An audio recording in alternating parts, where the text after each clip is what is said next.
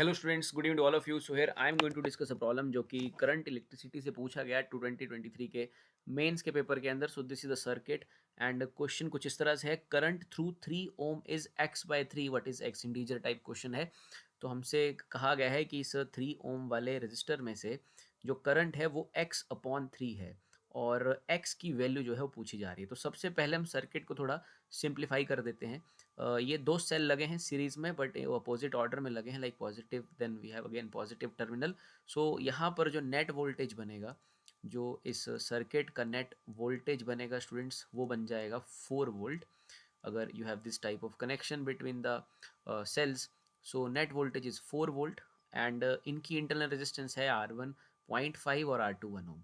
अगर आप आगे देखें तो ये 3 ओम और 6 ओम आपस में पैरेलल में लगे हैं। इन दोनों का पैरेलल में सॉल्व करने पर बन जाएगा। आई होप आप सिंपली कर पाएंगे। 1/3 plus 1/6 and it is equal to 6 and it is 2 + 1 और इट इज 3/6 और वी कैन से दैट इनका जो बनेगा पैरेलल में सॉल्व करने पर 6/3 मीन्स 2। सो ये 2 ओम बन रहा है और ये 4.5 है और ये दोनों का ऐड हो जाएगा 1.5। ये दो आपस में सीरीज में है।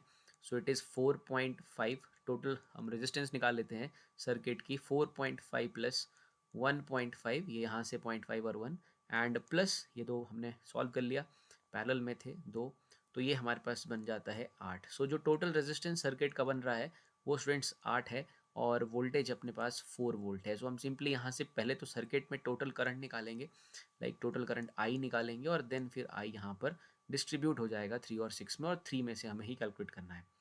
So like this is our circuit. Now let suppose हम इसे थोड़ा सर्किट को और सिंप्लीफाई कर लेते हैं। सो this is the circuit students, this is, let suppose this is the circuit. So total resistance हमें 8 मिला है और ये हमारे पास यहाँ पर बेसिकली बना था 4 volts. So current in the circuit is 4/8, so it is simply half ampere. So half ampere current जो है वो सर्किट में से फ्लो कर रहा है और we can see that 0.5 ampere. So circuit हमने देख लिया है ऊपर। So 0.5 ampere is flowing there.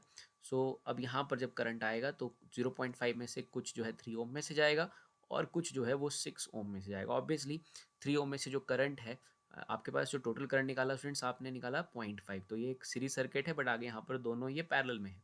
तो 0.5 जब यहाँ आएगा तो डिवाइड होगा 3 ओम और 6 ओम में। ऑब्वियसली 3 ओम में जो करंट जाएगा वो ट्वाइस जाएगा 6 ओम के comparatively.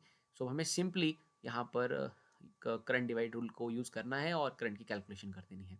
So this is 0.5 ampere और ये यहाँ इस तरह से पहुँच जाता है, इस तरह से आप देखेंगे। सो दिस इज 3 और this is 6। So what is the current through the 3 ओम, ये हम कैलकुलेट कर लेंगे।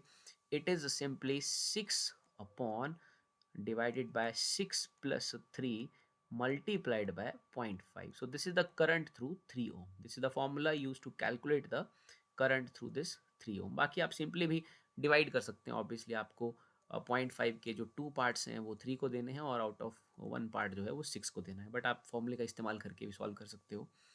सो ये आपके पास आ जाएगा 6/9 multiplied by 5/10. So it is 5 2 is 10 and it is 2 3 is 6. So it is 1/3. So current through 3 ohm is basically 1/3 ohm. Sorry, 1/3 ampere.